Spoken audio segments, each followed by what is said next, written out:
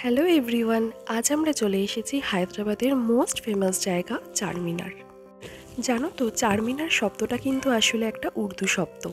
চার মিনার এই কথাটার মানে হলো চারটি পিলার। চারটি পিলারের ওপর একটি মস্ক তৈরি করা হয় আজ থেকে প্রায় 434 বছর আগে। হ্যাঁ, ভাবতেও অবাক লাগছে তাই না, যে এই যেটা দেখাচ্ছি চারমিনার, এটা প্রায় 434 বছর আগের একটি স্ট্রাকচার, যেটি বর্তমানে আর্কিওলজিক্যাল সার্ভে অফ ইন্ডিয়ার আন্ডারে পড়ে। এবং এই মনুমেন্টটি সত্যিই দেখবার মতন। তো কথা বলতে বলতে আমরা চারমিনারের মধ্যে ঢুকে পড়লাম। একটা এন্ট্রি ফি নেয় এরা।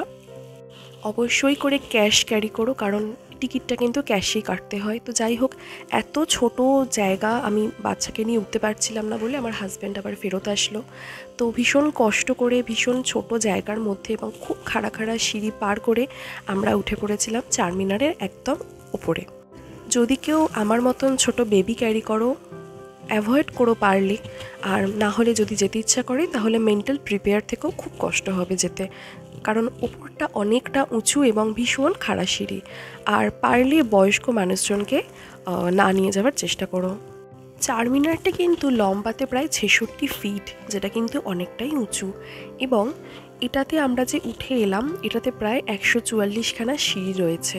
এবং বললাম, সিঁড়িগুলো ভীষণ খাড়া, খুব সরু জায়গায় সিঁড়িগুলো তৈরি করা। উপরে যে খুব একটা মানুষের ভিড় তা নয়, যেহেতু এতটা উঁচু কষ্ট করে উঠতে হয়, তাই উপরে ভিড়টা একটু কমই আছে। উপর থেকে কিন্তু গোটা শহরটাকে দেখা না গেলেও আশপাশের বাজার, মানে চারমিনারের সামনে কিন্তু খুব সুন্দর বাজার আছে। তো এই বাজারটাকে খুব সুন্দর দেখা যাচ্ছে ওপর থেকে। এবং চারমিনারের পাশেই রয়েছে আরেকটা খুব ফেমাস জায়গা, যেটা হলো মক্কা মসজিদ।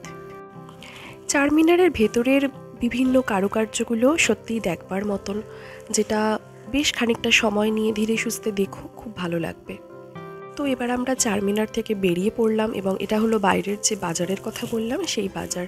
সেখানে বিভিন্ন জিনিস বিক্রি হয়, যেমন ধরো সাজের জিনিস, কানের দুল, হার, মুক্তোর জিনিস জানোই হায়দ্রাবাদে খুব বিখ্যাত। যাই হোক, তারপরে সানগ্লাস, জামাকাপড়, ব্যাগ, দেখো সবই দেখা যাচ্ছে, কিচ্ছু বাকি নেই, সমস্ত জিনিস বিক্রি হচ্ছে। তো এবার আমরা চলে এসেছিলাম পাশেই থাকা মক্কা মসজিদে।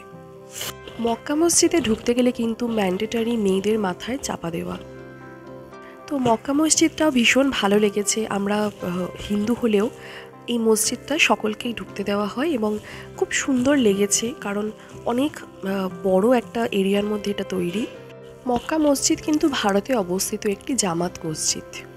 মক্কা মসজিদটি এই হায়দ্রাবাদ শহরের সবথেকে বড় মসজিদ এবং সবথেকে পুরনো মসজিদ তো বটেই।